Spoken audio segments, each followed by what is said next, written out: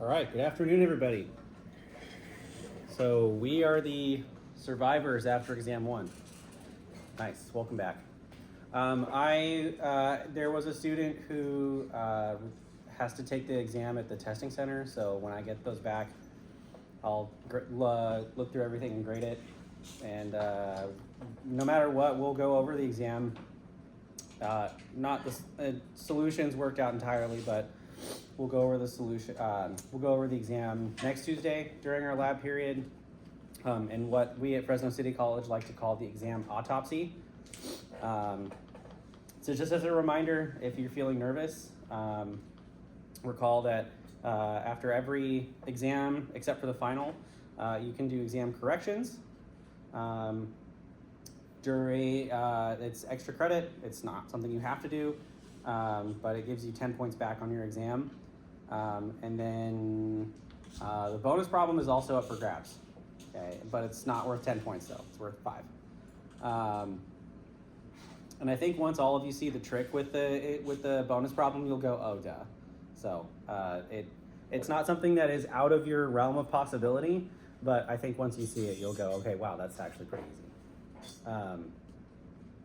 Okay, couple of housekeeping things. I think I have put all of your homework on WebAssign that like scheduled out to the rest of the semester. If you just want to crush it all and get it all done, like go for it, be my guest. My guess is that you are going to want to pace yourself and not procrastinate, because none of you are procrastinators. But if you want to go ahead and knock it all out, go for it. It's all up there. You only have 2 homework assignments that are due for the next exam, which is 4 weeks from Tuesday, yesterday. That is only going to cover 3 chapters, 2 of which are probably like the most important thing you'll ever cover in physics ever, which is what we're going to start today.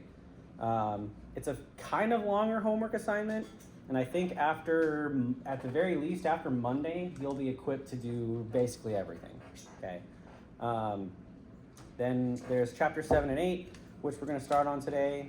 There's chapters 9 after that, with chapter 9, which covers momentum and collisions, and then that'll set us up nicely for exam 2. It's going to be a shorter exam too, just because we're covering less chapters. Trying to think if there's anything else. Nope. And then we'll do our exam autopsy, and then there'll be spring break. You can believe it. Spring break's almost here. Sweet. That's basically it. Do you guys have any questions on any housekeeping stuff? Nothing? Cool.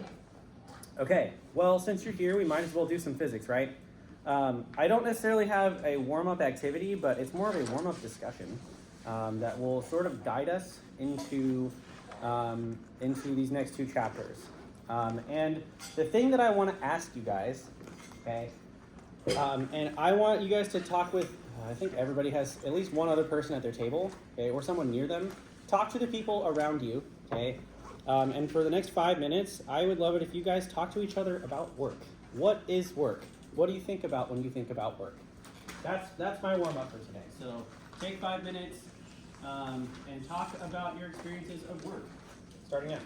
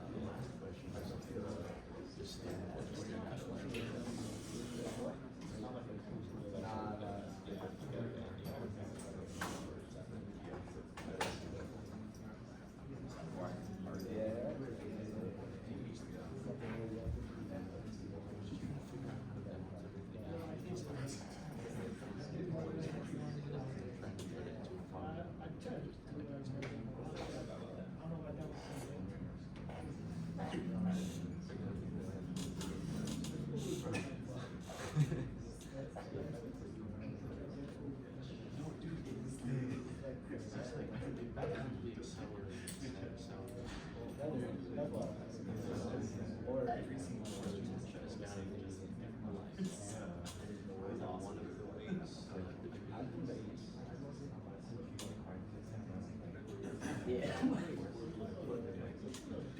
Split it up into 3 sections. Let's see what the exhibit.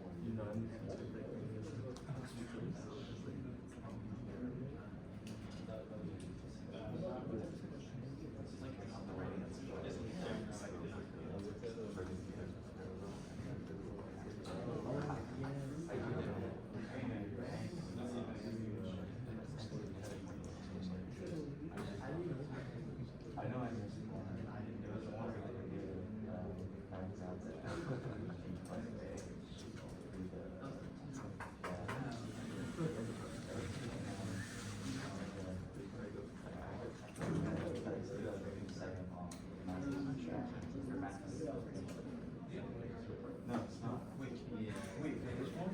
What was their seat?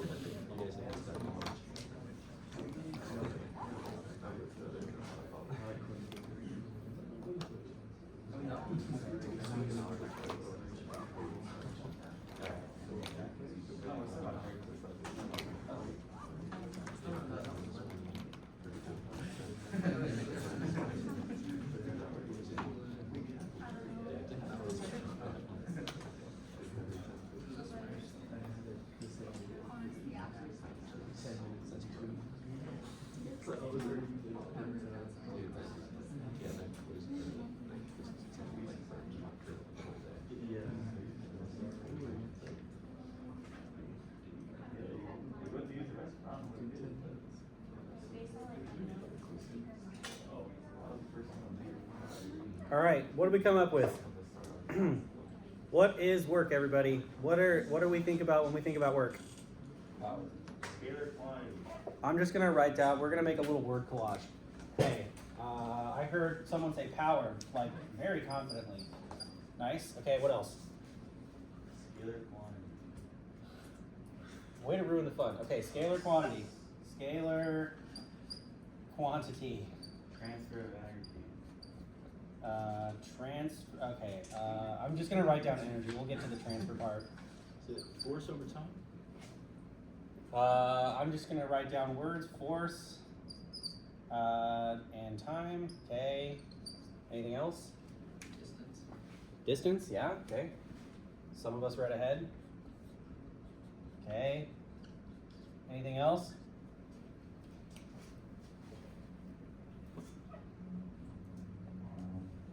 Anybody ever do chores? When you guys lived at home probably more recently than I did, or with your parents, did your parents make you do a lot of chores? Okay, this is probably a little TMI, but on one occasion, my parents, on actually separate occasions, but at least on one occasion, my parents said that my sister and I were both born to help do chores around the house. And I felt like my parents made me do way too many chores, and I was like, why can't I do anything fun?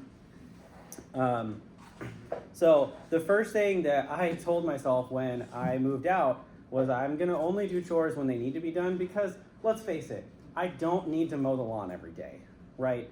I don't need to rake leaves every weekend. I don't need to do all of that stuff, right? That's way too much. I don't need to do laundry once a week. I'll do laundry when my hamper's getting full, you know? Or when my room smells awful or whatever, but whatever, right? But just as a simple example, because yesterday was my trash day, let's take a very detailed look of what you do. Actually, first of all, when I take out the trash, would you agree with me that when I say I'm doing work, right? Would you agree with me if I said that? Let's say it's a lot of trash too. What do you do when you take out the trash?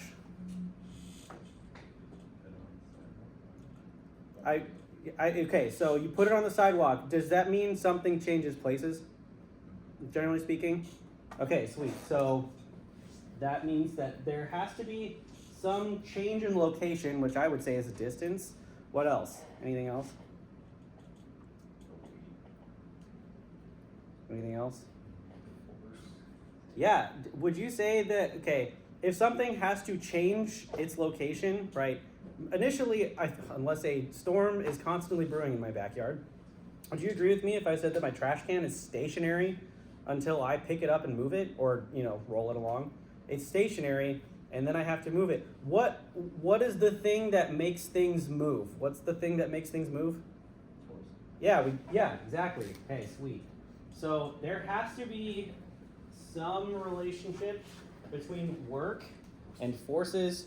In my head, there's some relationship just intuitively between work and force and things happening over some distance. Okay, this is the internet's response. Okay, and this is going to be admittedly, this is going to be kind of frustrating. Okay, you ever look up the definition of a word and then it uses the definition of a different word, but then that different word uses the definition of the word you looked up? Welcome to physics, by the way. This is exactly what happens. Okay, in physics, it is defined as a transference of energy. Great. Okay, my question is, what is energy? This is my favorite part. A fundamental energy of nature that is transferred between parts of the system in the production of physical change within the system. Oh my God, that's so much. This is the short answer. Capacity for energy is the capacity to do work. Okay, what's work? It's the transference of energy. We're just going in a circle over and over again, okay? I invite all of you to shove all of those imperfections aside momentarily and just kind of accept that that's the way it's going to be for a few years, okay? I also can confidently tell you that having a graduate degree in physics, it didn't get clearer for me. I think it just got worse, okay? So it didn't get better, okay? But I think for right now, I think at least in terms of everyday experiences that we have, I think we can say that energy is the capacity for something to do work, okay? I think a good place to start, these were all great contributions, by the way. Nice job, everybody. Okay, so this is, green's my favorite color, so I'm gonna do this. Okay. This is me. And I'm floating in the middle of space. Okay, I am far from any galaxies, planets, stars, black holes, quasars. I am far away from the influence of anything. Okay, and for all intents and purposes, I am stationary. Okay, am I doing any work when I am sitting? Okay, this is equivalent to asking me when I'm sitting on my couch, am I doing any work? Probably not, right? I don't grade. When I'm on my couch, I do nothing, okay? So right now, me sitting there, being there, no work, I'm not doing any work, and no work is being done on me, okay?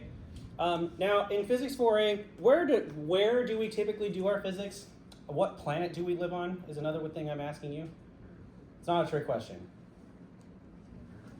We live on Earth, right? Okay. Okay. This is my drawing. All right, that didn't work out. You're fired. You know what? The ground is typically, dirt is brown. That's the ground. Okay. What about if I'm standing on the ground? Okay, am I doing any work? Sort of. Not really, though, right? we agreed that the two things that we need were force and distance. Okay. So question number one that I want to ask is, are there any forces acting on me? Yes, obviously there are forces acting on me. There's gravity going that way. There's the normal force going that way. Some things just never change, okay? None of that ever changed, okay? But did I travel, if I'm standing stationarily in one place, am I changing places? No, okay, so in physics land, at least according to my definition, no work is taking place, okay? If you go and talk to our friends in the kinesiology department, they will probably give you a better understanding of, yes, you are doing work, but because it does take energy for you to stand still, okay? But in physics land, I'm going to say that none of that counts, okay? In physics 4A, that doesn't count, okay? What about when I start, okay? I'm gonna change to the color purple, but my head's gonna stay green, okay? What about, let's see, how do I draw this? Okay, I'm gonna do this. What if I'm running? Okay, what if I'm running? Am I doing work now? I think so, right? Why? Because I have checked both boxes, okay? Okay, I have gone from here, I have changed some position, and I have continuously exerted force over and over again, and I've changed a location, and I have done work, okay? Checkmate, I win, okay? I did work, okay? Okay, so those are kind of the ingredients that I need for work, okay? One of us said that work is a transference of energy. So if I'm doing work, where is my energy coming from, and then where is it going?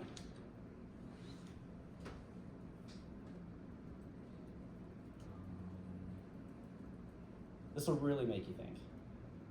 Not the easiest answer. So, from the food you eat. Yeah, that's not too bad, right? The energy starts inside of me. There's no way I could draw that, right? The energy starts inside of me with the food I eat, the glucose I have stored in my muscles, whatever fat reserves I have, right?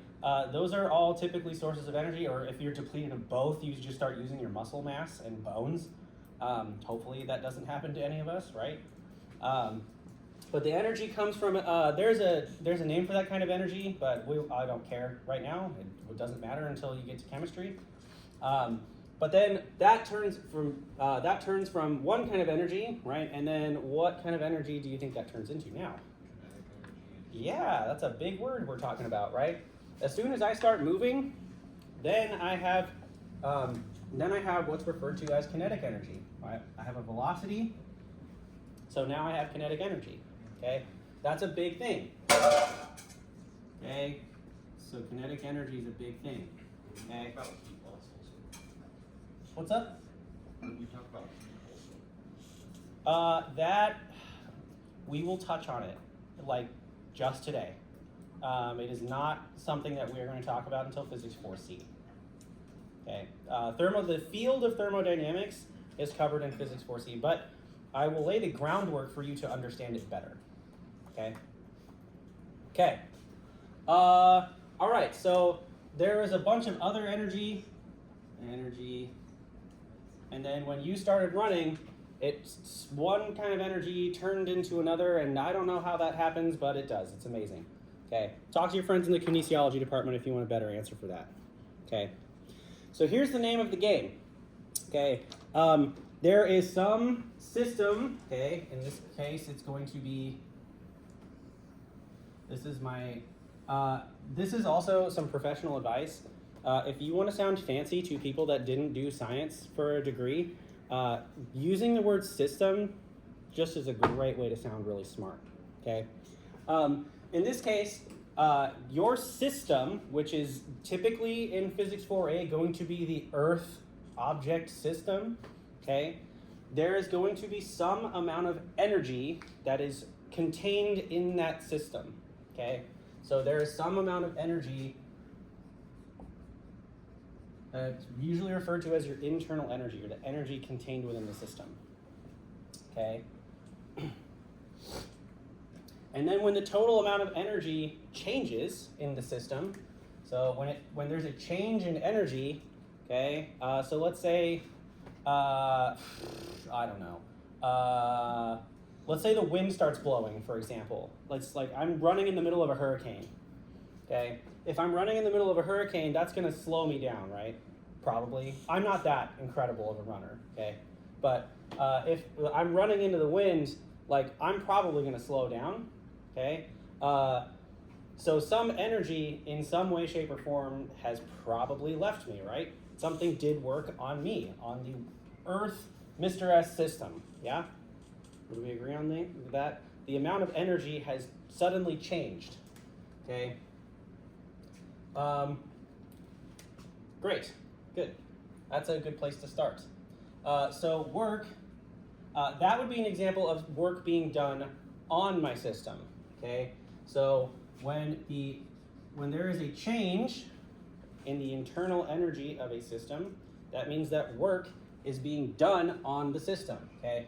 Typically, when the internal energy, let me think about this, gains energy, when it gains energy, work is being done on the system, okay? So when your system gains energy, this is where we're going to talk about thermodynamics. Energy, that is work being done,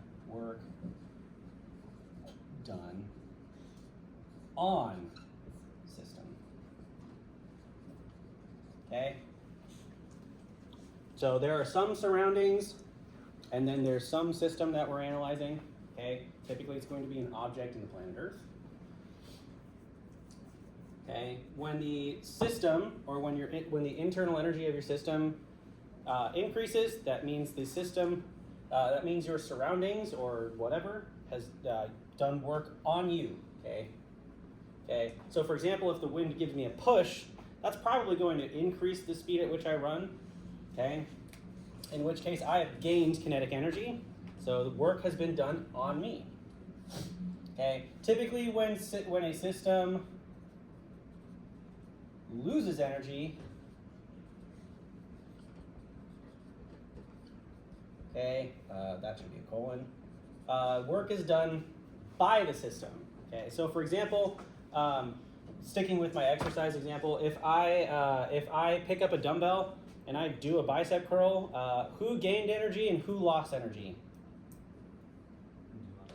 I lost energy, my dumbbell gained energy, okay?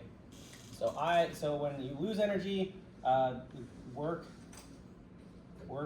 is done by the system.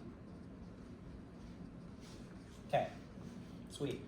In Physics 4, this is a preview of what is to come in Physics 4C here at Fresno City College.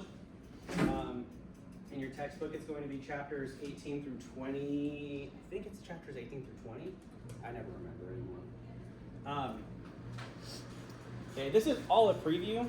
The biggest difference between thermodynamics as you study it in Physics 4C or in all of the thermodynamics classes you're going to take, it's basically Physics 4A done to a system of a gajillion different particles. Okay, that's basically what thermodynamics is. Okay. Okay. So our key ingredients when we talk about energy and work are always going to be identifying what our system is. It's probably going to be an object in the planet Earth.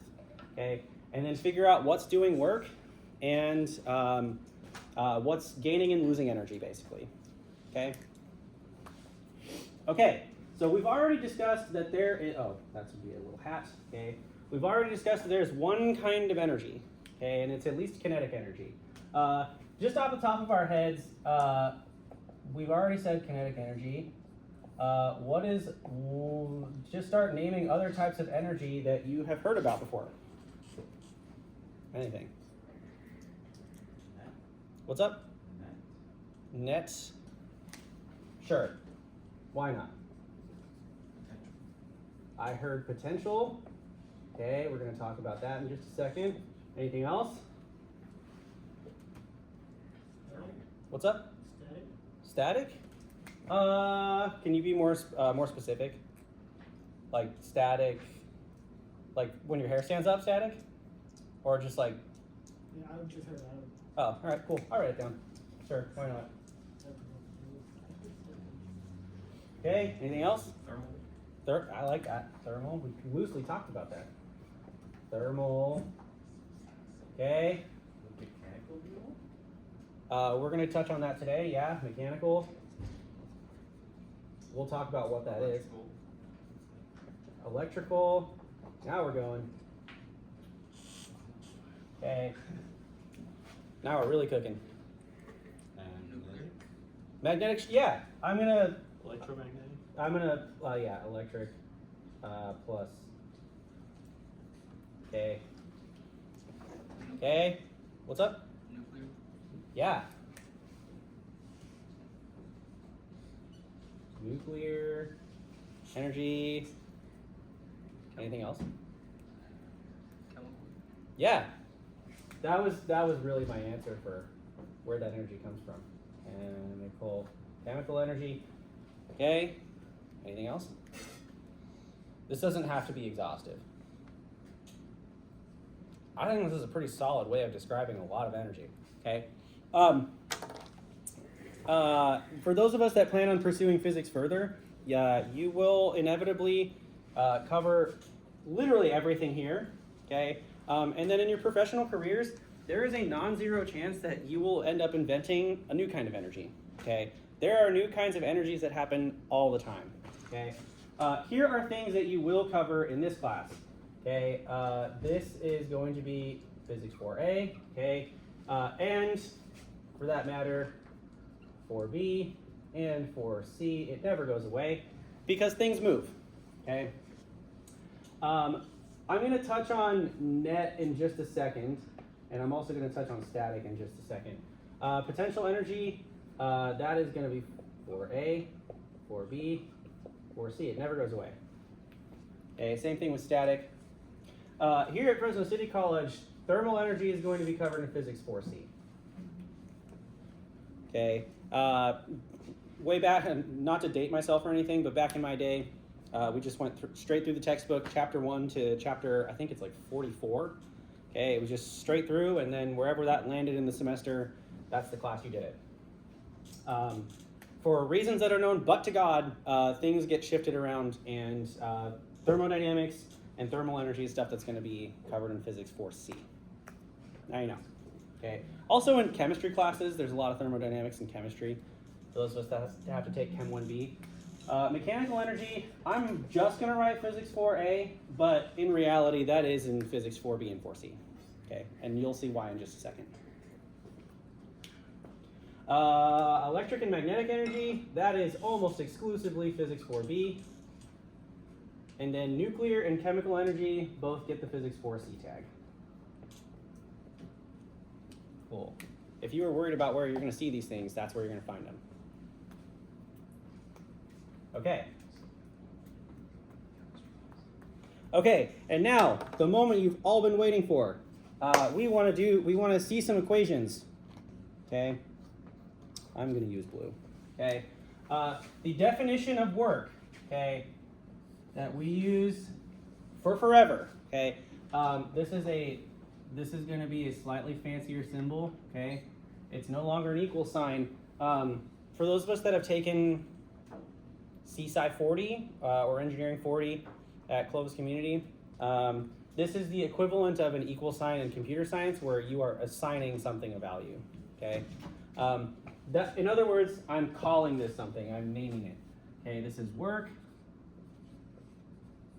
Okay, and it has force, and it's exactly what we said it was. It was force times a change in distance.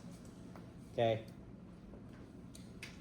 Okay, we read ahead and we discovered that dot means something. Okay, remind me what that means. What does that mean? It's the dot product, right? Okay, what does the dot product happen between? It happens between two something quantities. Vectors. Vectors never leave us. Okay? They never leave us ever. Okay? In fact, this is not entirely true. Okay? This is only true if your object is moving in a straight line. Okay? What happens? What happens if I move in? Anybody ever walk near Fresno State before? Like on Barstow in particular is what I'm thinking of. Okay. There is a stretch of sidewalk as you are heading east on Barstow that literally goes in a little windy path like that. Okay. My displacements, my little chunks, are constantly changing directions. Okay. What if the force field that I'm in is only pointing this way? Okay. Then my little dot products, okay, they have to be between those little chunks, right? Okay. In fact, the correct definition of work, this is really what's going to happen. Okay, I have to sum it up over a bunch of little tiny chunks. In other words, I have to integrate between the dot product of my forces and my little displacements. Okay, fear not. Okay, very, very, very rarely will we ever have to do an integral. Okay, I can only think of two, but there's one problem I think I put on your homework, and there's a similar problem that I put on the exam where we're going to have to actually think about integrating. But fear not. Okay. Basically, we sum up. I'm going to just call that between two different places. Okay, x1 and x2. Okay, that is the definition of work. It is the sum over the forces that I apply to something summed over the displacement. Okay, depending on the path that I take. Okay, more often than not, the path in question will probably be straight, or you'll see why you only need to care about one dimension anyway. Okay.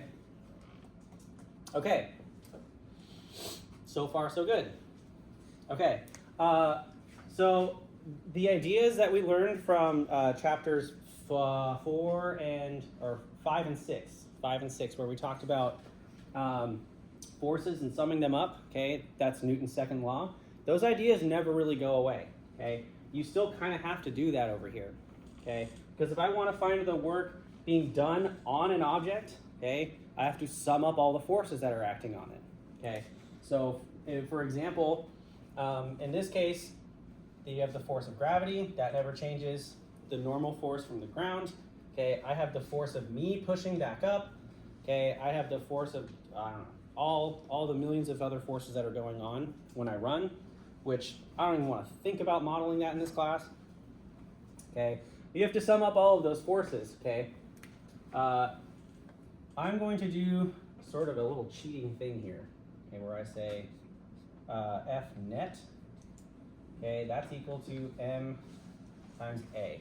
Okay, I'm going to write a kinematic equation on the board that we've seen before, and I'm going to write v final squared minus v initial squared, and that's going to be 2 times, 2 times a times, I'm just going to write change in position. Okay. Let's see here. If I substitute, I'm going to solve for a in this case, okay, and a is v final squared minus v initial squared, and that's divided by 2 times delta x. Okay. I'm going to substitute that up here, and then I think where I'm trying to lead you is to answer the question, what is a force? We said it was just a push or pull. Okay.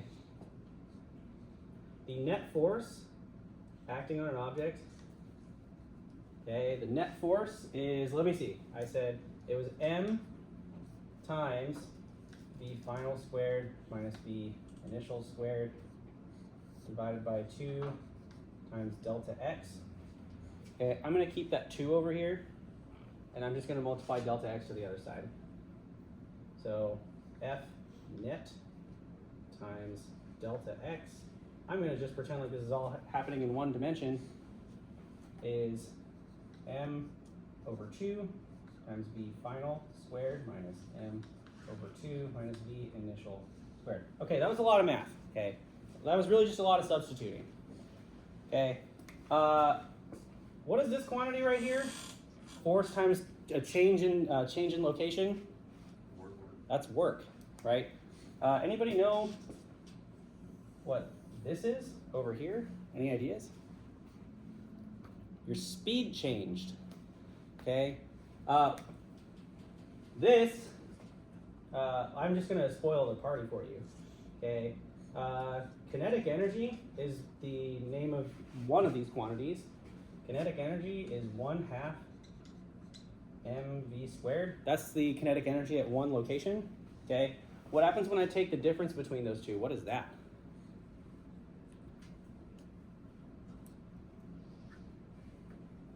When you take the difference of anything, what do you call that other than the difference?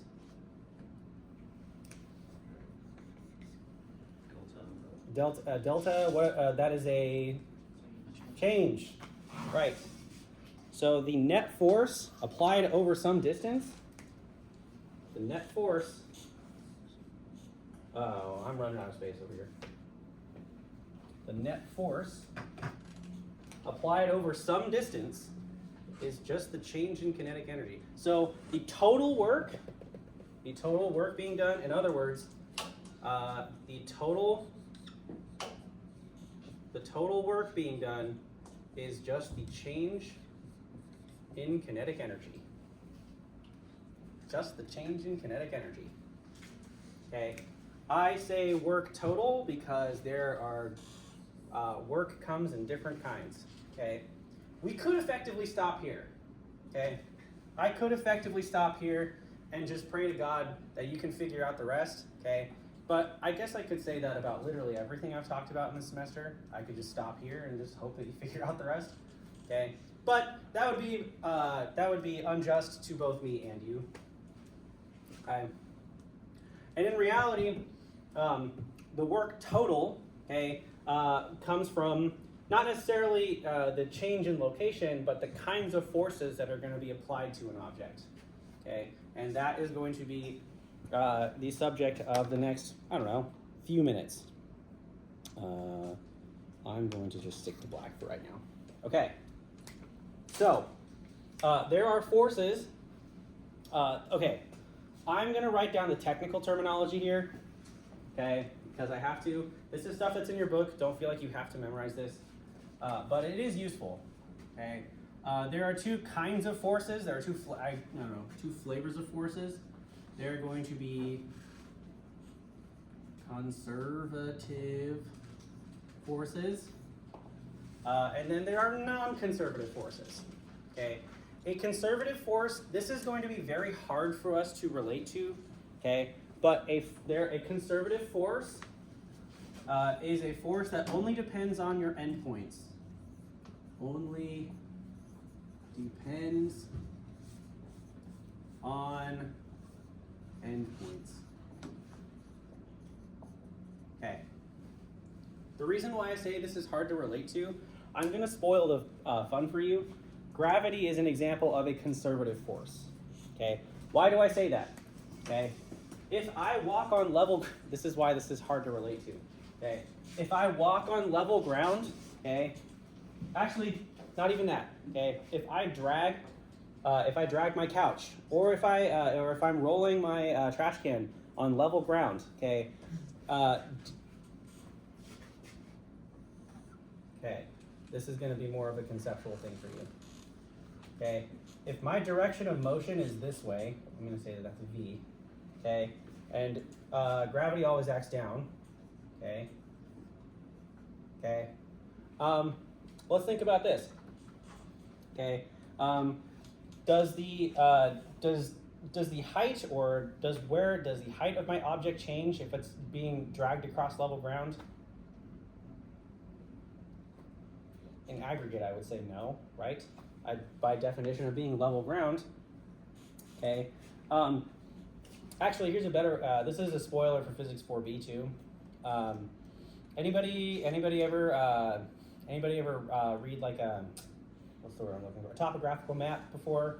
Anybody ever plan out a hiking route using a topographical map before? Okay. A topographical map looks something like this, where I'm going to say that this is the top of a hill. Okay. Kind of looks like a scrambled egg. Okay. Okay, where this height is going to be like, I don't know, 300 meters, and this is 400 meters, and all of these heights, 500 meters, okay? If I walked along, each of those lines represents the same altitude, right? If I walk along, literally along that line, does my altitude change? By definition, no, right? Okay. What if I went from here to here? What if that's the path I took? Okay, I went from one altitude line to the next. Does my altitude change? Yeah, it increased, right? Okay. Here's my proof of concept. Okay. So the dot product is implicit in doing work. Okay. So if my direction of motion is this way and gravity is 90 degrees, remind me again, if things are perpendicular, what's the dot product between those two things? 0. It is 0. Okay. So if my direction of motion is perpendicular to gravity, okay, did you do work against gravity if you moved perpendicular to gravity? No, you did not, right? That's kind of hard for us to relate to though, in my opinion, because when I walk, I know I burn calories when I go for a walk, when I go for a run, when I ride my bike, when I move in space. I don't care if I'm on level ground. I do work, right? Why do I still do work if I'm traveling? So even if I'm running at a constant speed, why am I still doing work? Or a better question, if I'm riding my bike, okay, and I ride my bike at a constant speed in a straight line, okay, how is it that I'm still doing work? You guys tell me.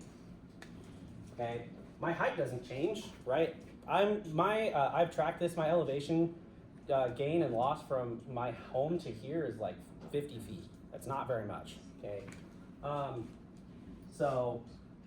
if my height doesn't change on my ride, how is it that I'm still doing work? What's up?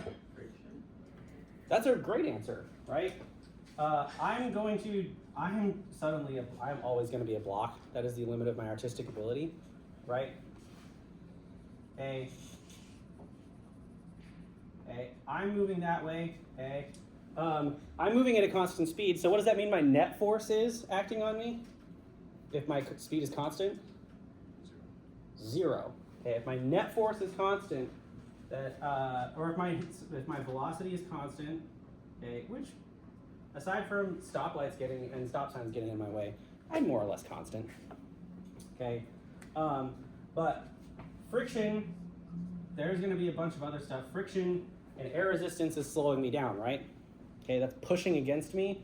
The friction on the road is slowing me down. The friction in the axles in my bike slow my tires down. Okay, all of those things serve as barriers to me. So in order to keep a constant speed, what do I have to do? I have to pedal, right? Or in the case of running, I have to actually I have to do that with my legs, right? I am the one that has to exert force, okay? This is all really confusing to me to explain, and I'm sure this is kind of a nightmare to you. Okay, so here's my next question to you. We're doing great on time. Okay, in this instance, we said that for a massive object that moves that way, and when gravity's that way, work equals 0.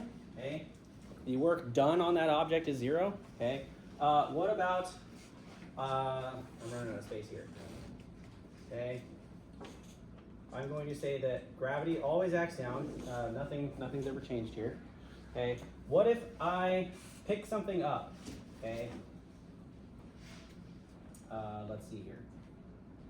So I'm just going to say that that's force and then constant, that's also the direction of my velocity, okay? If I pick something up and it moves at a constant speed up. So for example, if you're in an elevator, okay? Is the work done by gravity, is that something that is positive or is that negative if the direction of motion is opposite the direction of gravity? Negative, right? If your two vectors are aligned in the same direction but are pointing in opposite directions, that's a negative dot product. So the work that is done by gravity, the work that is done by gravity, okay, hold on. The work that's done by gravity is going to be negative. It's going to be less than 0, okay? What happens if I drop an object, okay? The direction of motion is going to be the same as the direction of gravity, is it not? Okay, so what do you think the work done by gravity is going to be? Positive or negative? Say again? It's going to be positive, okay? So in the example that's gravity, and there's no other forces acting on it, so I'm also going to say that's direction of motion. Work is greater than 0. Sweet. Okay, we've got all the pieces in place here. Okay, why did I mention this? Because there are two, when we talk about the work done on an object, not the work done by gravity, the work done on an object, okay, the energy has to come from somewhere, right? Something has to be doing the work, okay? So the reason why I'm choosing to think of things in terms of a system, like more often than not it's going to be the Earth energy system, or the Earth objects like a ball or a projectile or you, okay, is because, where was I going with this? I had a brilliant idea and it just left my head. Because there are going to be things that aren't conservative forces that do work on you, okay? So the work total, in this case, is going to be the work done by, I'm going to write conservative forces, okay, the work that's done by conservative forces, plus the work done by non-conservative forces, okay? The nomenclature that I believe your textbook uses for this term here is called work other. You just call it other, okay? Work done by non-conservative forces, we're just going to call that other. And this actually gives us a really neat way to deal with wind resistance and friction in a way that Newton's laws and kinematics made it seem like it was a huge barrier to us. Okay. The work that's done by conservative forces, this is what is referred to as potential energy. That is potential energy. Okay? The work that's done by conservative forces necessarily is in the form, so gravity has potential energy, okay? The only other force that I can think of that you're going to cover in your Physics 4 series that is a conservative force is the electrostatic force. Okay, magnetic forces are not conservative.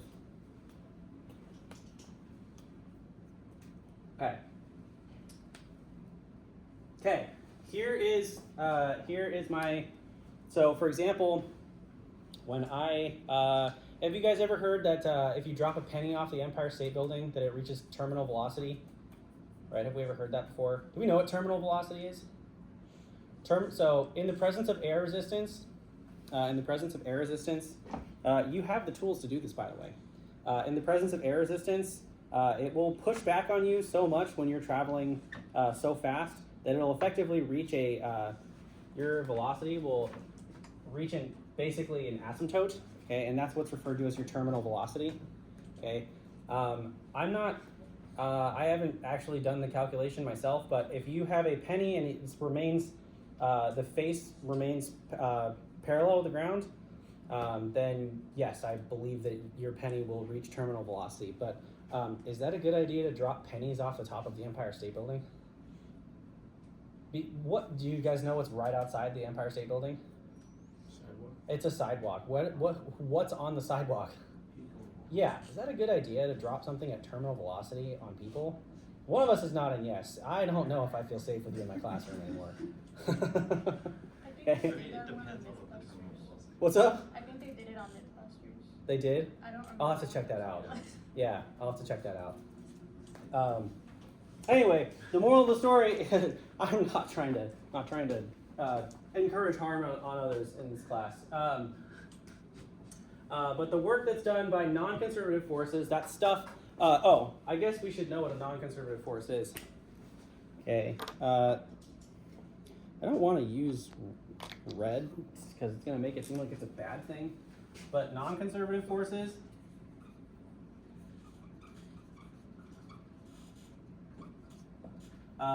Another way of saying this is that it depends on the path that you take. Okay, I know that that's kind of strange terminology here. So depends on path. Okay, so for example, I'm not going to try to be confusing. I just will be confusing. Okay, I'm running out of space here. Okay, so in the event, okay, let's say that, I don't know how that's possible, but let's say I'm able to descend in a sinusoidal path that's going down, okay? And I'm gonna pretend like I'm in a vacuum chamber, but I'm able to breathe somehow, okay? The work that's done by gravity, the reason why it's a conservative force is because gravity only acts down, okay? So the parts where you are moving tangent to it, we've agreed that the dot product between your displacement and gravity, when they're perpendicular to each other, gravity does no work on you, right? So for example, let's say that I was moving initially directly to the left, okay? Initially, it doesn't matter, okay? When you do the dot product over this path versus straight down for gravity, the work done by gravity will be the exact same thing. That's what that means, okay? However, let's say this is something that has happened to me before, okay? That same stretch of sidewalk that's on Barstow, that's kind of, it's between like Hoover High School and like right in front of Bulldog Stadium. There's a little stretch of sidewalk that does this on Barstow, okay? This is literally something that I've had to do. But I have had to drag something along that path before, okay? Please don't ask me why. But I have had to drag something. It wasn't a dead body. Oh my God, stop thinking that. Okay, I know you were all thinking that. Okay. No, I had to drag some musical equipment along the sidewalk one time, and that was not fun. But do you think, what is an example of a non-conservative force, by the way, is friction. Okay, that is an example. Okay, and I think this is relatable for me anyway. Okay, which would have been an easier path for me to drag something? Okay, a straight line, or that goes from, I'm going to pretend like this is the same distance from point A to point B. Okay, or the same distance is there. Okay, where do you think I did more work? Okay, by dragging my thing, my amp or drums or whatever, dragging those across that path. Where do you think I did more work, in the wavy path or in the straight path? Wouldn't it depend on what the ground is? Because like if it's a rougher surface that produces more friction on the straight path. That's true. That's true. But nonetheless, if there's friction there, the amount of work that accumulates that I do is dependent on the path that I take, is it not? So if I have a longer path to take, am I doing more work? Let's say the same friction, same sidewalk. If this is, I'm going to pretend like this is the straighter path is shorter. Okay. Where do I do more work, in the curvy path or in the straight path? It's the curvy path, right? Same conditions, just a different path. Okay. The place where you do more work is the one where you have to travel a greater distance. Okay, with non-conservative forces. Okay. Fortunately, I can promise you that there are only a couple problems where we have to actually do this, okay? But they're pretty slick, okay?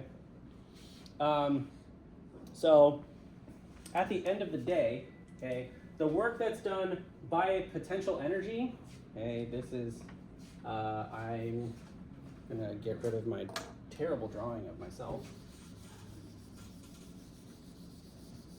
The work that's done. Okay, the work that is done. So I'm going to say work total. Okay, that is the work that is done by potential energy. Okay, oh, by the way, that's equal to the change in kinetic energy. Okay, but that's equal to the work done by conservative forces plus, I'm just going to stick with work other. Okay, that's what I have on the formula sheet. That's how I learned it.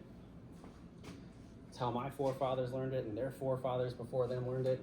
Okay, the work done by conservative forces, okay, that is equal to minus a change in potential energy. The way that I'm going to choose to write this out is with PE. Okay, work other. Okay, I'll explain the minus sign in just a second.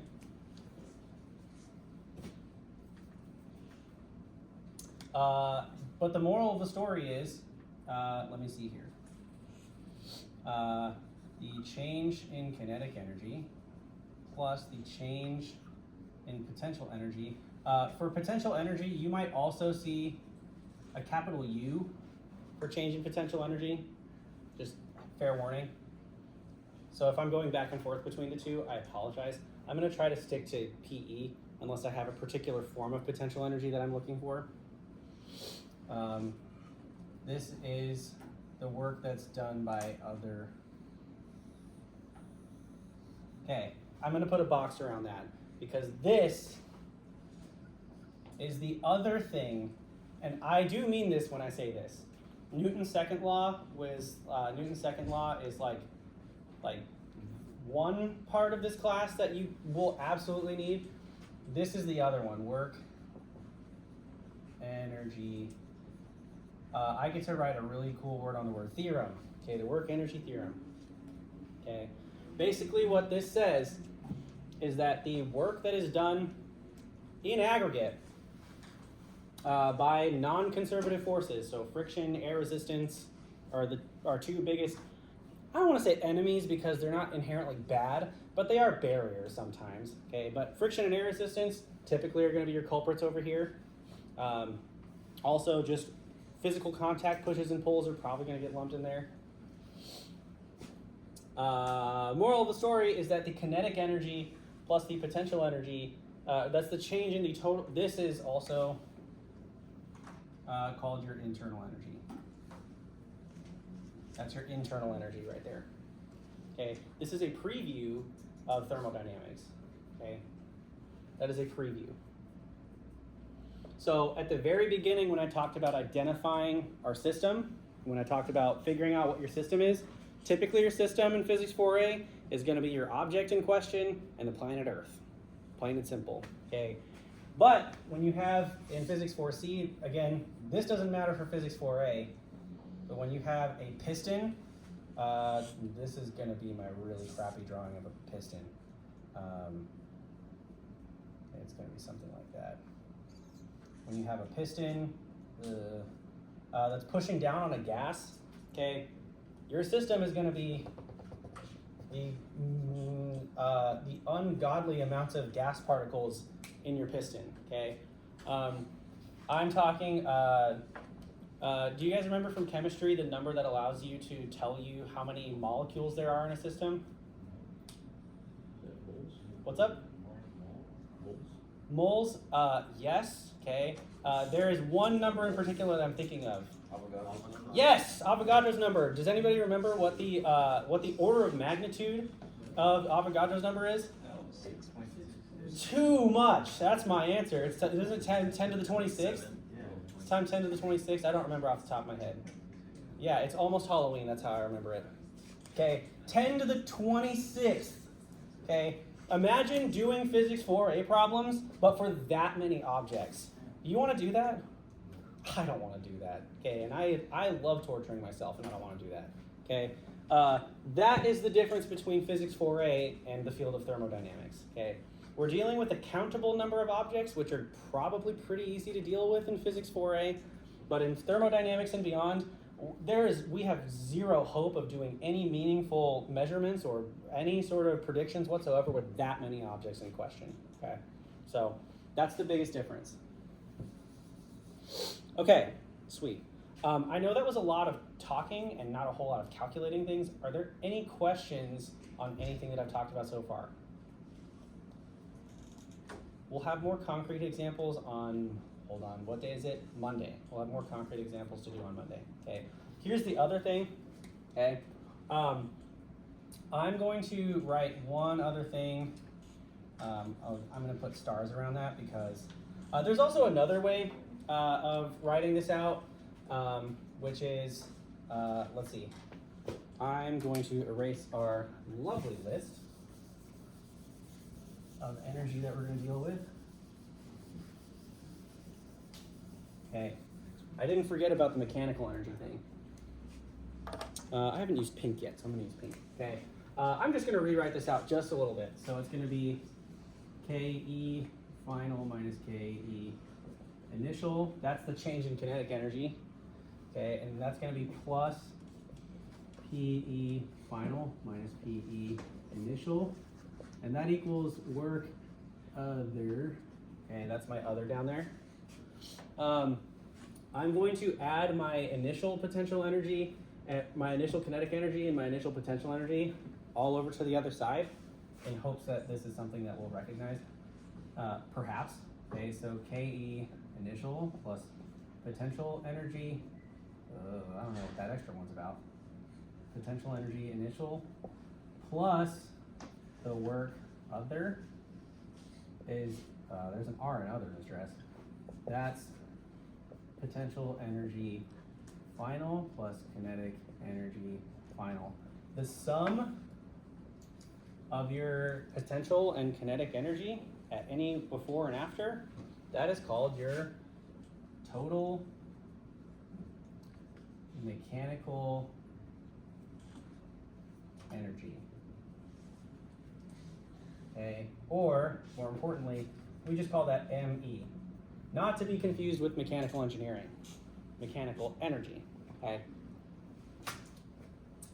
The thing that I will use for this instead of ME is just the capital letter E. Okay. I try to be really nice about how like the notation that I use. I'm just going to let you know that in physics 4B, when you talk about electric fields, you're going to use a capital E for that too. So I'm sorry. Okay. E without the arrow on top is going to be the total mechanical energy. So in other words, the total mechanical energy plus whatever work is done by other things, that's the same thing as the total mechanical energy at the end of your snap, at the end of whatever process you're talking about. Okay. Okay. This is the big take-home point that I'm going to leave you with. This is not a trick question. What happens when work other is 0? It was just 0, Mr. S. Okay, I'm going to write out what that means. Okay, the total mechanical energy at the beginning is the same as the total mechanical energy at the end. Okay, when work other is 0.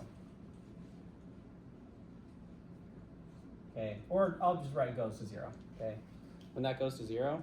Okay, what I have just written on the board may not seem all that controversial or all that incredible, but what I have written out here is something that is central.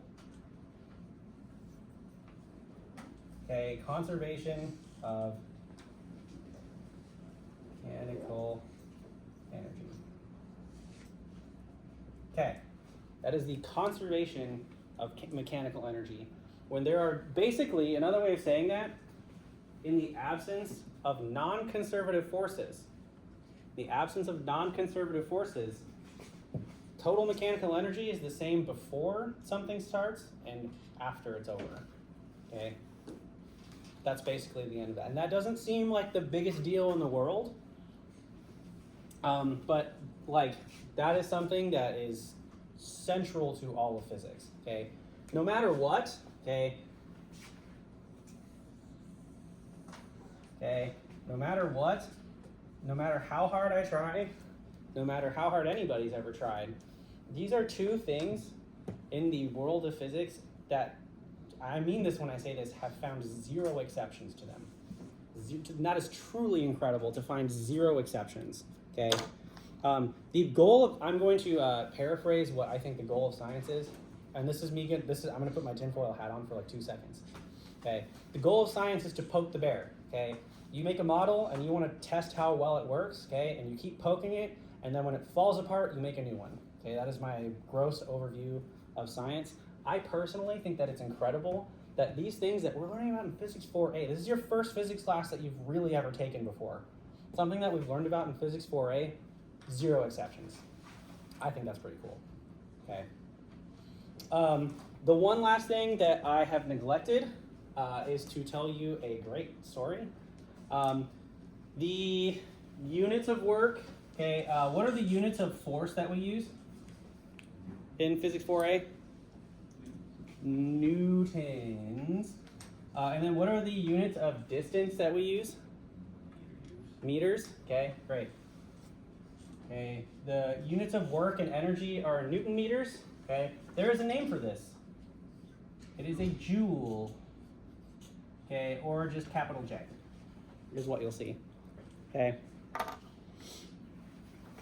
Okay, I am going to leave you with a joke. Just bear with me for like 2 seconds, okay?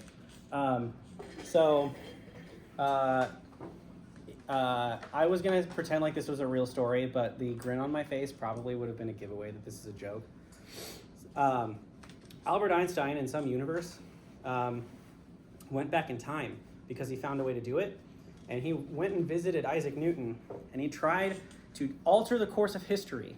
And he tried to get Isaac Newton to marry and have kids, and hopefully his progeny would continue to do many wonderful things like Isaac Newton did. And he tried to basically be a third wheel, right? He was like, we're gonna go out and we're gonna try to get you with a girl.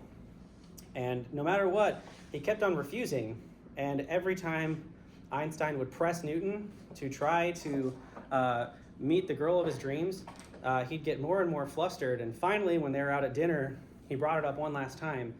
And Isaac Newton got up and left. And right before he walked out the door, Einstein shouted at Newton at the door, and he said, "Newton, meet her. She's a joule." And now you will never forget the units of energy. The Newton meters are joules, okay? And that's how I'm going to leave you guys. We will reconvene here on Monday at 3 o'clock, folks. Have a good weekend.